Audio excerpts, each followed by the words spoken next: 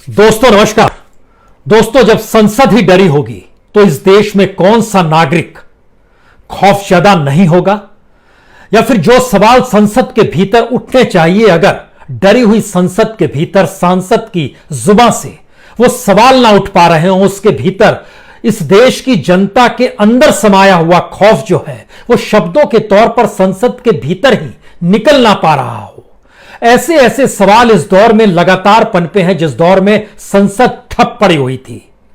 मार्च के बाद से इस देश की संसद ने काम करना बंद कर दिया था क्योंकि इस देश के भीतर में महामारी थी।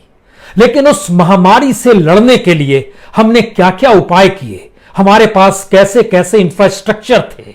इस दौर में जितनी विपत्ति इस देश के लोगों ने भोगी है वह भी सरकार के गलत ऐलान, गलत नीतियों की वजह से वह भी संसद के भीतर सवाल बनकर उभर नहीं पाई।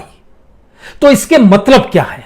क्योंकि संसद जब कमजोर है, सांसद जब डरा हुआ है, तो फिर देश का नागरिक कैसे मजबूत होगा? आज इस सवाल की जरूरत इसलिए भी आन पड़ी है क्योंकि जिन सवालों को लेकर लगातार ये सवाल हो रहे थे कि क्या वाकई इस देश की संसद जब सजेगी तो कोई पूछेगा कि प्रवासी मजदूरों की नब्ज पर किसी ने उंगलियां रखी हैं और उनकी धड़कनों को महसूस किया है?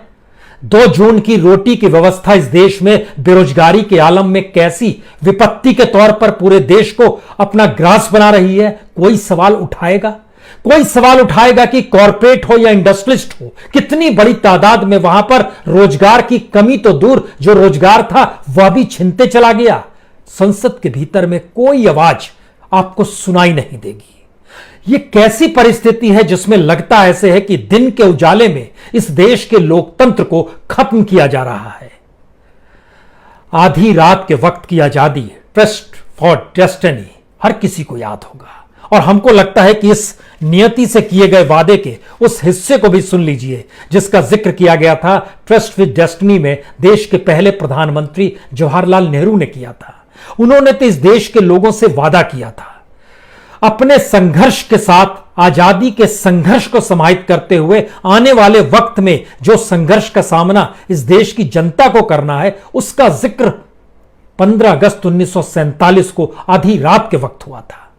लेकिन क्या वाकई 2020 आते आते उसी संसद के भीतर कोई सवाल नहीं है और जो चीजें रखी जा रही है वो बताई जा रही है कि हमने इतनी उपलब्धियां हासिल कर ली? हमको लगता है इसकी 4 लाइन जो 1947 में उस वक्त के प्रधानमंत्री मोदी ने जब इस बात का जिक्र किया था कि यह भविष्य आराम करने या चैन से बैठने का नहीं है बल्कि सतत प्रयास करने का है ताकि हमारे द्वारा बारंबार की गई प्रतिज्ञा जो आज एक बार फिर वही प्रतिज्ञा करेंगे उसे पूरा कर सकें, क्योंकि भारत की सेवा का मतलब लाखों पीड़ित लोगों की सेवा करना है।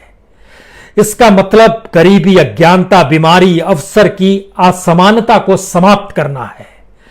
हमारी पीढ़ी के सबसे महानतम व्यक्ति की महत्वाकांक्षा हर आंख में एक एक आंसू पोंछने की हो सकती है। यह कार्य हमारे लिए संभव चाहे ना हो, लेकिन जब तक पीड़ितों के आंसू खत्म नहीं हो जाते तब तक हमारा काम खत्म नहीं होगा।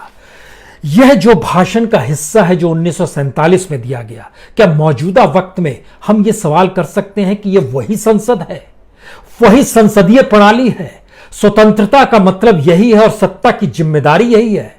आज इस बात का जिक्र इसलिए भी करने की जरूरत है क्योंकि इस दौर में संविधान की व्याख्या करने के लिए जो सुप्रीम कोर्ट बैठी हुई है, इस दौर में 2-3 ऐसे फैसले आए हैं जो इसी दौर में आए हैं जो वाकई आपको भीतर से डिगा देंगे कि आखिर संविधान की व्याख्या करने वाली सुप्रीम कोर्ट भी संविधान के खिलाफ कैसे जा सकती है। और मौजूदा वक्त में जब सरकार जिन निर्णयों का ऐलान कर रही है, सुप्रीम कोर्ट उस पर से भी आंख मूंद लेती है क्योंकि सत्ता ऐलान कुछ और करती है, चाहती कुछ और है।